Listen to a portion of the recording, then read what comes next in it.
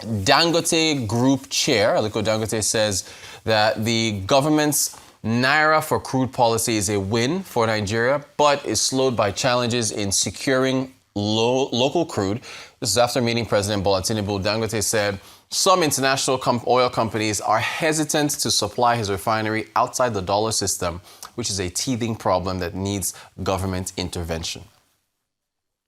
What we are trying to do is to make Nigeria the refining hub of Africa, because African countries, all of them, they are importing products, and we want to make sure that whatever we consumed, whatever we are consuming right now, it is produced in our own land. We are not going to really rely on this. Yes, I mean, you are right, there is international competition, there are quite a lot of things, but we are focusing, like what I keep saying, we are football players. A football player that said that is going to listen or be watching the spectators, he will miss the ball. So we are focusing on the ball. Nigeria's past policy is the one that has been launched by His Excellency, Mr. President. And if today we keep importing anything, I keep saying that import is importing of poverty and exporting of jobs out. So the issue is that can we develop without our own industries? We will have to face agriculture, we have to face industrialization, and then also strong bankers to be able to back up, what we are doing. If you don't have manufacturing outfit, so what is it? If you look at now, the Nigerian policy of before, during the military, everybody, from the president downwards, everybody, they were all using Peugeot 504. That was the highest. So when a president is using 504, you cannot come as a commoner, as a businessman, or whoever you are, to be using Rolls Royce. If you have money for Rolls Royce, you should go and put up an industry in your locality or anywhere part of Nigeria, wherever that you feel there is a need. And that's why really sometimes it pains me when I go to the local airport, whether it's here or Lagos. You see that to even find a parking of your plane is impossible. Everybody has a private jet. Those private jets should be in industries so that we can create jobs. Because today, luckily, some people maybe they don't know the position of the country as we speak, because population growth is 8.7 million babies every year. So 8.7 million babies every year, we have to be in a lot of things. We have to deliver power, we have to deliver infrastructure, we have to deliver this. That's why a company like ours, really, we are never really, if you look at all our companies, the taxes that we're paying is high. We don't mind, because like what I keep saying, in Nigeria, anytime when you have a company, the number one shareholder is government. But, so what we are looking for is that government should facilitate. They should give us, an enabling environment to do this thing. But then, we too, as corporate citizens, we must make sure that we pay our taxes. We must behave. So it's a partnership. I cannot be cheating my partner. So when government now give us the environment of making money, we should also be conscious about doing our own civic duties.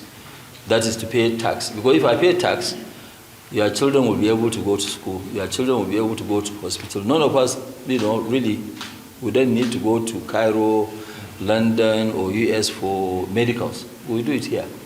But, the demands of government is huge. So if the demand of government is huge, we must do our own bit. And we should stop calling for foreign investors. There's no foreign investor that will come here.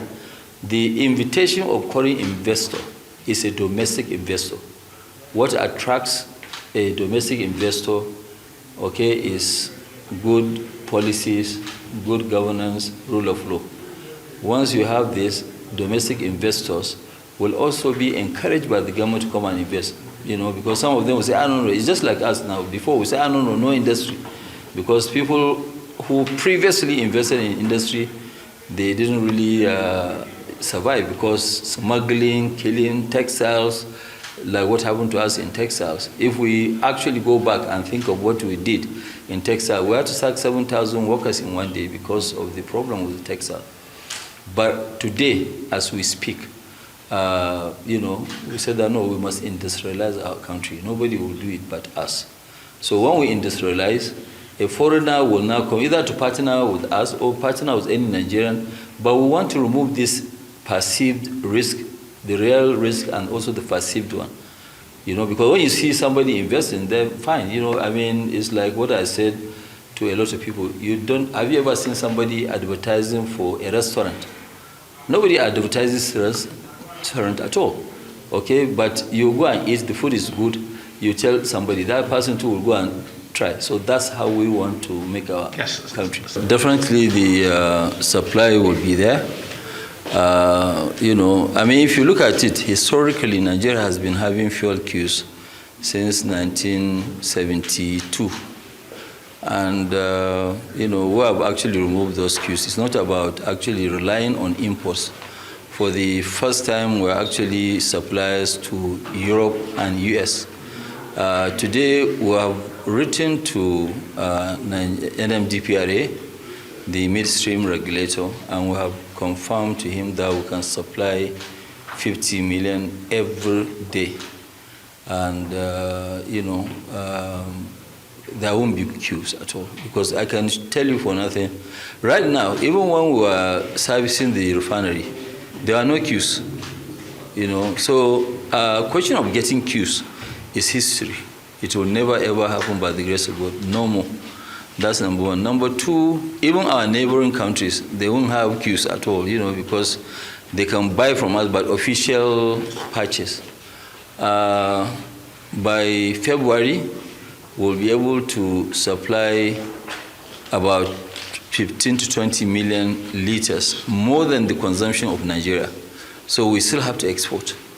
So with that is fine. And people who are even like in plastic industries, we will fully serve the domestic market, which they used to use about $350 to $400 million to import. We'll take that one out.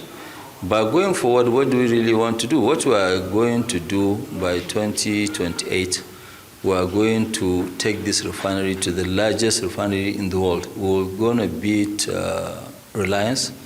Reliance is 1.25 million barrels per day. We will be at 1.4 million barrels per day.